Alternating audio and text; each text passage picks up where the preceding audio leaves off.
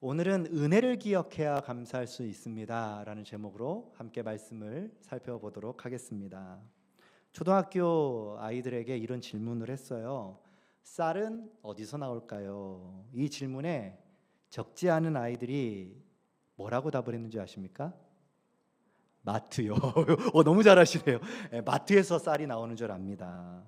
심지어 어떤 아이는 쌀이 나무에서 사과가 열리듯 주렁주렁 열매로 맺혀지는 것으로 생각하는 친구들도 있다고 합니다.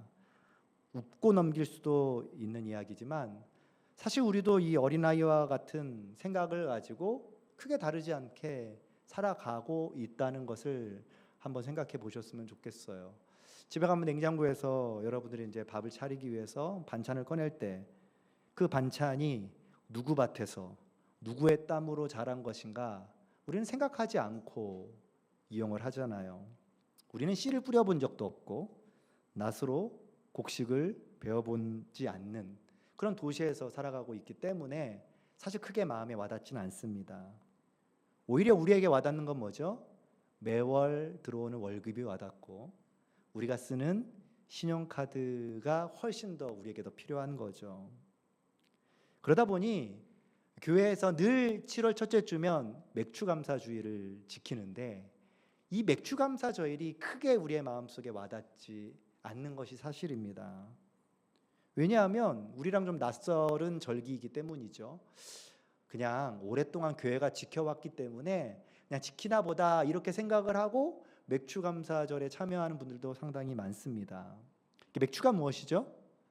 보리를 추수한다라는 뜻입니다.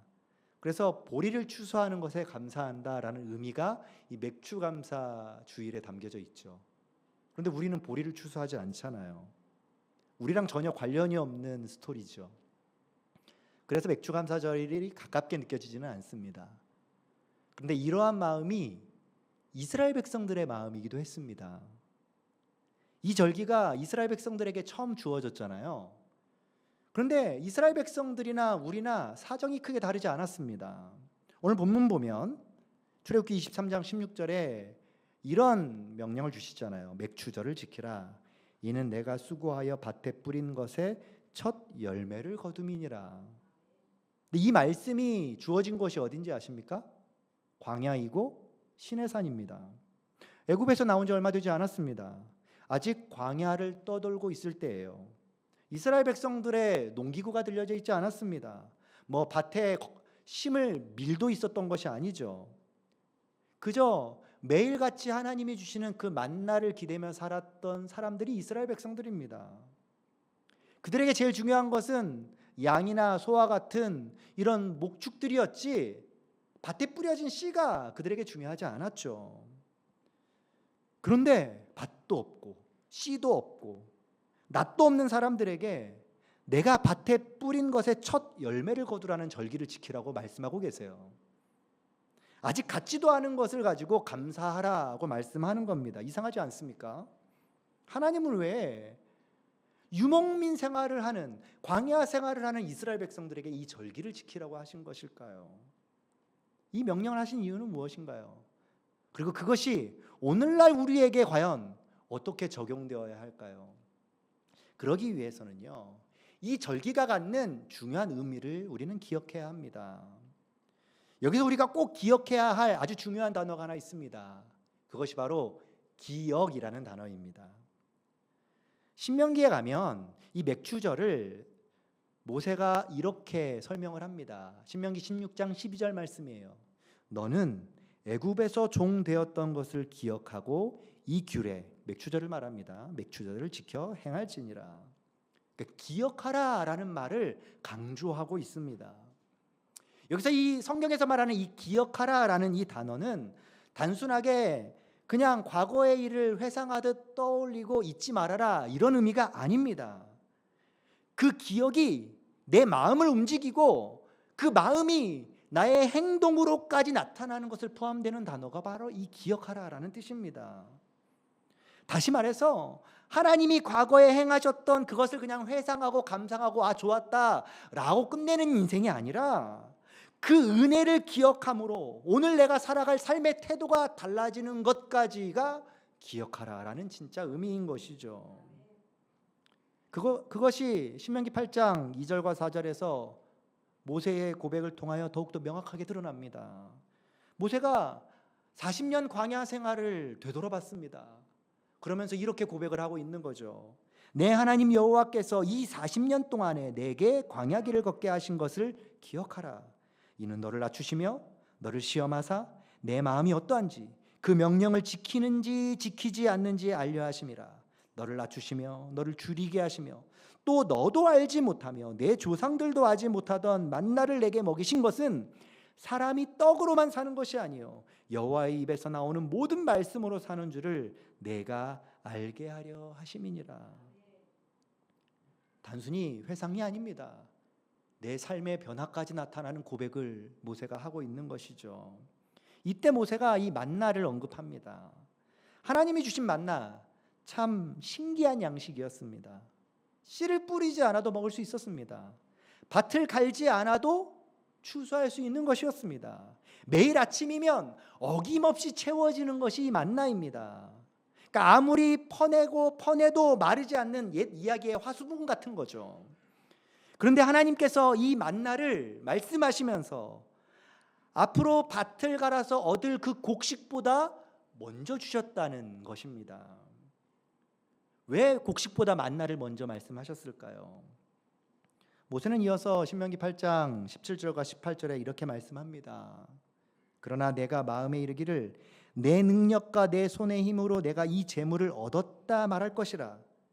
내 하나님 여호와를 기억하라. 그가 내게 재물 얻을 능력을 주셨음이라. 이같이 하심은 내 조상들에게 맹세하신 언약을 오늘과 같이 이루려 하심이니라 라고 말씀을 남겨요. 그러니까 만나를 먼저 주시고 그 다음 나중에 가나안 땅에 들어가서 밭을 일구었을 때 곡식을 주신다는 것입니다. 그런데 그렇게 하시는 이유가 무엇이냐면 혹시라도 내 능력과 내 손의 힘으로 내가 이거 얻었다라고 말할까 봐 주신다는 것이에요.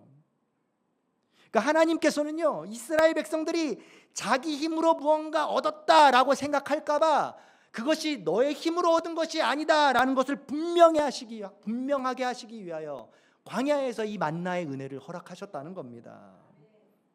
훗날 땀을 흘려 밭을 갈아 밀을 거두는 그 날에도 무엇을 기억하라는 거예요?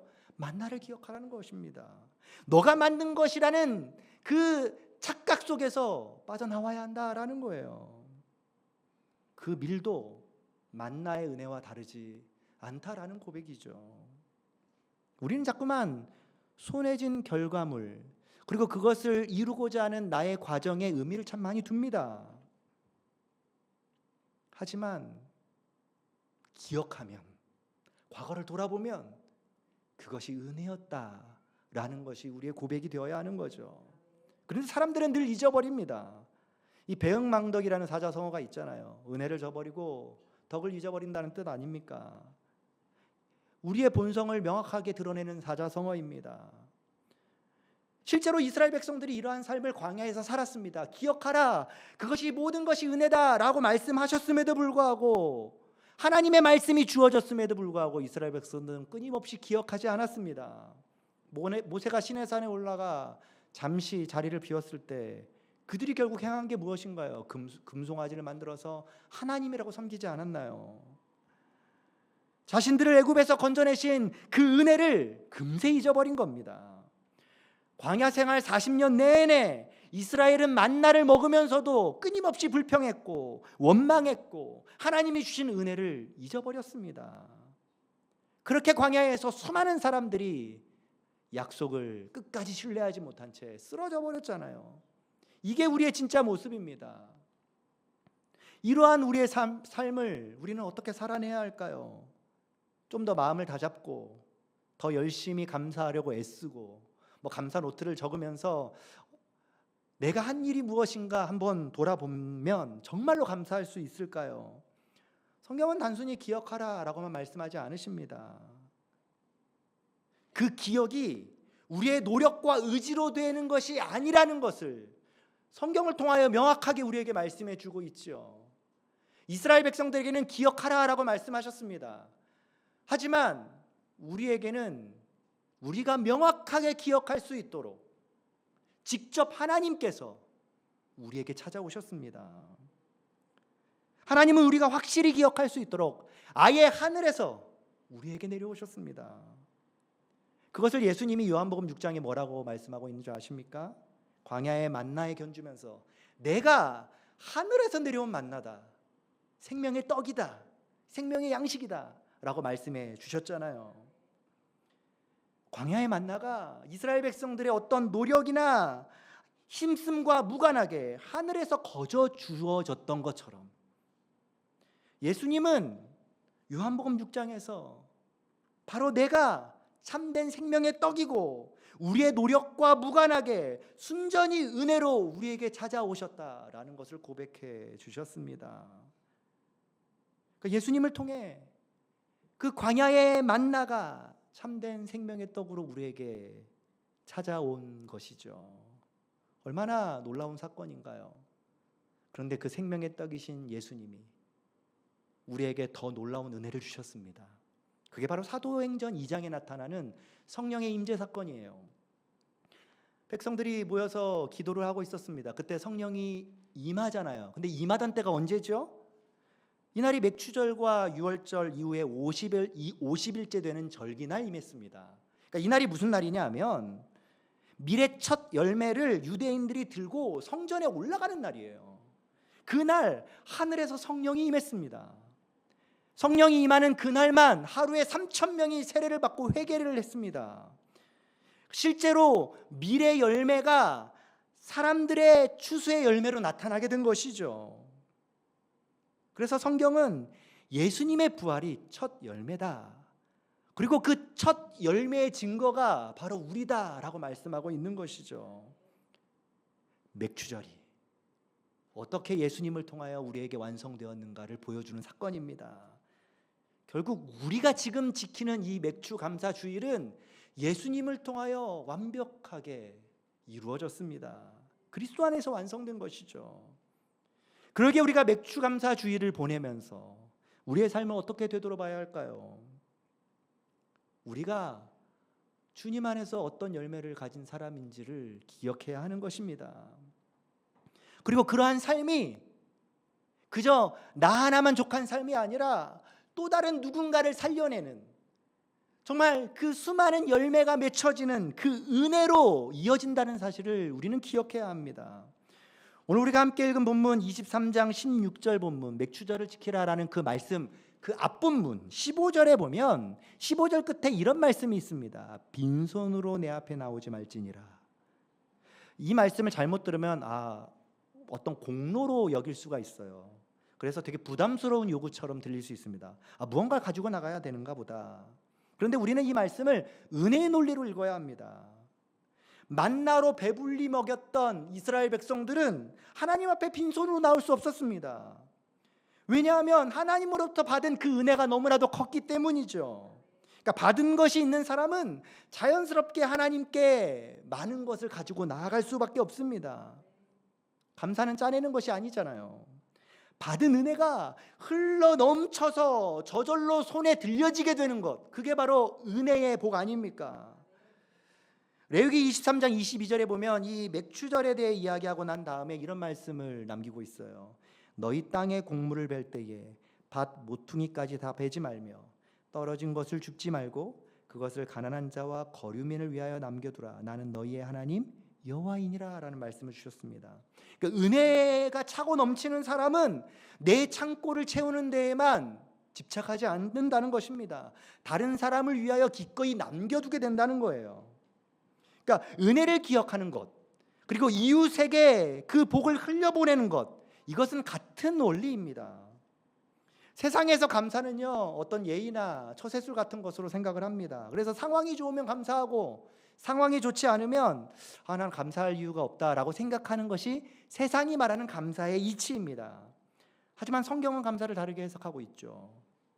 상황의 결과가 감사를 만드는 것이 아니라 은혜를 기억하는 사람, 그 은혜가 나에게 왔다는 것을 고백하는 사람은 자연스럽게 감사가 흘러나오게 된다라는 것입니다. 그래서 내가 감사하고 살고 있다면 상황이 나아서가 아닙니다.